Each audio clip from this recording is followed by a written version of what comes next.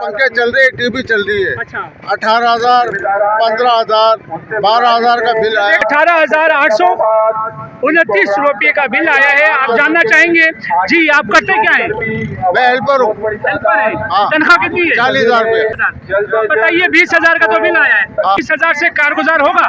नहीं, कहाँ से होगा? आप मुझे खुद बताओ, अभी महंगाई इतनी आ गई है, कहाँ से होगा गुजार? सियासत तो नंगा होकर नाच रहा है, तो हम क्या सियासत को बताएंगे? सियासत तो नंगा होकर नाच रहा है, सियासत को हम क्या बताएंगे? गवर्नमेंट इतने जो नोटे खा रहे अमेरिका से, चाइना से, वहाँ से खा रहे, वो क्या कर रहे? 35,000 का बिल आया, 20,000 पे सैलरी, 20,000 सैलरी और 23,000 बिल आया। बैलेंस पीछे 8.5 लाख का बनाया हुआ है। कुछ नहीं हुआ, 4 साल से मीटर लगी है भरने, फिर इतने बिल आ रहे, 3 महीने इतना बिल भेज रहे, कैसे भरे? इसकी कुछ सुनवाई होते हुए आपने देखा? नहीं, हमारे साथ तो कोई सुनवाई नहीं, कोई सुनता नहीं। हम क्या कमाएंगे, क्या खाएंगे? अच्छा, ये बताइए, MQM भी कोशिश कर रही है इजाफी बिलिंग के खिलाफ सड़कों में आने की। क्या जमात इस्लामी और MQM की इस कौमी इशू पे एक साथ क्या रैली हो सकती है? लेकिन MQM ने कभी क़यादत का हक अदा नहीं किया, लोगों की राय को बेचा, लोगों के मैंडेट को बेचा। और हमें जी नाज़रीन, अस्सलाम वालेकुम। पाकिस्तान में आपका होस्ट फिदा पाकिस्तानी और आप देख रहे हैं प्रोग्राम माज़रत के साथ। नाज़रीन, मैं इस वक्त मौजूद हूँ कोरंगी में, जहां आप मेरे अकब में देख सकते हैं कि इलेक्ट्रिक की जालिमाना पॉलिसियों के ख़िलाफ़ जमात इस्लामी के तहत एक एहतजाज किया जा रहा है। इस एहतजाज में लोगों की एक कसीर तादाद है, आप देख सकते हैं। लोग इस वक्त बड़े परेशान और बिलों में होशरबा इजाफा है। और जहां तक लाइट की जो सप्लाई की बात है, वो चंद घंटों के लिए लाइट आती है। लोड शेडिंग में भी किसी किस्म की कोई कमी नहीं है। बिल होता है अकलौता और टैक्सेस का भरमार है। आइए जानते हैं ये प्रोटेस्टर से कि इनका क्या कहना है।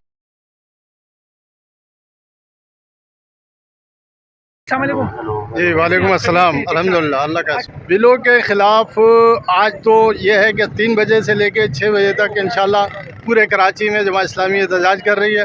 हमारा एहतजाजी मुज़ाहरा इंशाल्लाह मोबाइल मार्केट की जो रोड है, इस पे हम करेंगे और इसको ब्लॉक करेंगे। अच्छा, यूँ लगता है जमात इस्लामी ही अवाम के साथ हैं, बाकी सियासी पार्टियां अपने वोट के लिए, अपनी कुर्सी के लिए तो आ जाते हैं, बट ये इस तरह का कोई कौमी इशू होता है उसमें हम नहीं देखते दीगर सियासी जमातों को। क्या कहना चाहेंगे? असल में सियासी जमातों के अपने अपने मफादात हैं और इन मफादात की वजह से वो लोगों से बारगेनिंग भी करते हैं। के इलेक्ट्रिक से भी उन्होंने बारगेनिंग कर रखी है। हर जमात को के इलेक्ट्रिक जो है बाकायदा पैसा पहुंचाती है, उनको फिनंसिंग करती है, इलेक्शन के लिए उनको फिनंसिंग करती है। लेकिन अल्हम्दुलिल्लाह जमात इस्लामी के हाथ इन तमाम इस तरह की करप्शन से पाक हैं और हमने कभी लोगों के मफादात का सौदा नहीं किया, ना लोगों की राय को बेचा है, ना लोगों के मफादात को बेचा है। अल्हम्दुलिल्लाह जब भी कौम पे कोई वक्त आया है, चाहे सैलाब आए, चाहे ज़लज़ला आए, कोई आसमानी मुसीबत आए, आफत आए, उसमें जमात इस्लामी आवाम के साथ खड़ी होती है। और इस महंगाई के दौर में इस वक्त जो सूरत हाल है, गरीब आदमी का जीना मुश्किल हो गया है। अगर कोई आदमी जिसका 25,000 और 30,000 रुपये जिसकी सैलरी है, वो अगर के इलेक्ट्रिक का 12,000 15,000 का बिल अदा करेगा तो बच्चों को खिलाएगा कहाँ से, मकान का किराया कहाँ से देगा? अच्छा, इसको सरकारी तहवील में जाना चाहिए। बिल्कुल, इसको सरकारी तहवील में जाना चाहिए, इसलिए कि जब के इलेक्ट्रिक से पहले KESC हुआ करती थी, उस वक्त जो KESC की खदमात थी, सर्विसेज थी, इससे ज़्यादा बेहतर थी। आज ये मुनाफे पे मुनाफा कमा रहे हैं, लेकिन लोगों को फैसिलिटेट करने के लिए और जो मुआहदा हमें बताया जाता है कि कोई मुआहदा हुआ था, उस मुआहदे की रूह से जो काम के इलेक्ट्रिक को करने थे वो पिछले कितना अरसा गुजर गया, उसमें आज तक तो वो काम हुए नहीं है। अच्छा सर, ये बताइए, जमात इस्लामी की काविशें अपनी जगह में हैं, मगर के इलेक्ट्रिक को टस से मस नहीं हो रहा है। जमात इस्लामी कोर्टों तक चली गई इसके ख़िलाफ़। ये बताइए, फ़ाइनल एक ऐसा झटका क्या देने जा रहे हैं आप जिससे क्या है कि हिल जाए और अवाम दुश्मन पॉलिसियों से के बाज आ जाए? दरअसल सारी दुनिया में ये मामला है कि लोग मुनज़्ज़म होकर निकलते हैं, किसी भी हुकूमती इक़दाम के ख़िलाफ़ एहतजाज करते हैं तो लोग हुकूमतों को अपने फ़ैसले वापस लेना पड़ते हैं। और अगर कराची के अवाम ने आज अपनी आंखें ना खोली और आज भी हमने मुनज़्ज़म होकर एहतजाज ना किया, आज भी हम अपने घरों में बैठे रहे, तो मैं समझता हूं कि कुछ भी मुमकिन नहीं है। लेकिन हमें इस बात की कभी उम्मीद है कि जो सूरत हाल है इसमें लोग निकलेंगे और जमात इस्लामी का साथ देंगे, हाफिज़ नईमुर रहमान का साथ देंगे और इंशाअल्लाह अज़ीज़ के इलेक्ट्रिक का लाइसेंस कैंसिल करवा के दम लेंगे।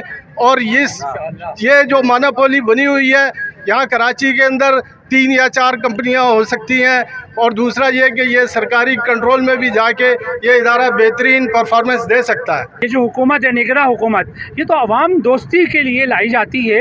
इनका किसी कुर्सी से कोई इनका अपना मैनिफेस्टो नहीं होता है, मगर हम देखते हैं ये जो PDM की हुकूमत थी उसी तर्ज की ये हुक्मरानी कर रहे हैं। ये जो भी सेटअप में आए, उस बारे में जमात इस्लामी क्या कहती है? PDM की हुकूमत हो या ये निगरान हुकूमत हो या इससे पहले की हुकूमत है, ये सब एक दूसरे का तसलसल है। और हम ये समझते हैं कि इस वक्त कौम एक अज़ाब का शिकार है, एक सज़ा का शिकार है, इसलिए कि जिस मकसद के लिए पाकिस्तान वजूद में आया था और जिस अल्लाह से जिस वादे की बुनियाद पे पाकिस्तान बनाया गया था, पाकिस्तान का मतलब क्या, ला इलाहा इल्लल्लाह कह के बनाया गया, लेकिन वो ला इलाहा इल्लल्लाह का वादा जो है अल्लाह से हमने पूरा नहीं किया। हम लोगों से धोखेबाजी करते हैं, इदारों से धोखेबाजी करते हैं, खुद अल्लाह से भी हम धोखेबाजी कर रहे हैं, और ये इसी की सज़ा है कि आज लोगों का जीना मुश्किल हो गया है। इस मामला ये है कि हमारी मईशत जब तक सूद पे चलती रहेगी तो ये IMF के और वर्ल्ड बैंक के एजेंट हमारे सरों पर सवार रहेंगे। ये हुकूमत भी उन्हीं IMF का काम कर रही है। शहबाज शरीफ साहब ने भी IMF के साथ जो है मुआहिदा किया, लेकिन ये इस बात के लिए तैयार करने के लिए तैयार नहीं है कि मईशत को सूद से पाक किया जाए। और मैं कहता हूं कि मईशत सूद से पाक होके तरक्की कर सकती है, लेकिन जब तक हम अल्लाह और रसूल के ख़िलाफ़ जंग करते रहेंगे कभी कामयाबी नहीं होगी। भीख का ढोबरा उठा के हमारे हुक्मरान यूँ ही घूमते रहेंगे। नारे तकबीर! नारे तकबीर! MQM भी कोशिश कर रही है इजाफी बिलिंग के ख़िलाफ़ सड़कों में आने की। क्या जमात इस्लामी और MQM की इस कौमी इशू पे एक साथ क्या रैली हो सकती है? मैं ये नहीं समझता, इसलिए कि देखें पिछला कितना अर्सा MQM के पास कराची का कंट्रोल रहा। 15 मिनट के अंदर कराची बंद, 10 मिनट के अंदर कराची बंद का रिकॉर्ड कायम होता रहा, लेकिन MQM ने कभी क़यादत का हक़ अदा नहीं किया। लोगों की राय को बेचा, लोगों के मैंडेट को बेचा, और हमेशा अपने लिए मफादात हासिल किए, अपनी क़यादत के लिए मफादात हासिल किए। जो लोग 50 पे आए थे वो आज बाज़ारों में घूम रहे हैं, वो पराडों में घूम रहे हैं, उनके बड़े बड़े कारोबार हैं, आज वो बड़े बड़े बिजनेस टाइकॉन बन के बैठे हुए हैं। लेकिन ऐसे लोगों के साथ हम कैसे एक इत्तेहाद कर सकते हैं या उनके साथ चल सकते हैं कि कल हम आज उनका साथ दें, लोग हमारे पीछे चलें और लोग कुर्बानियाँ दें और वो फिर उन कुर्बानियों का सौदा करके कहीं और निकल जाएं।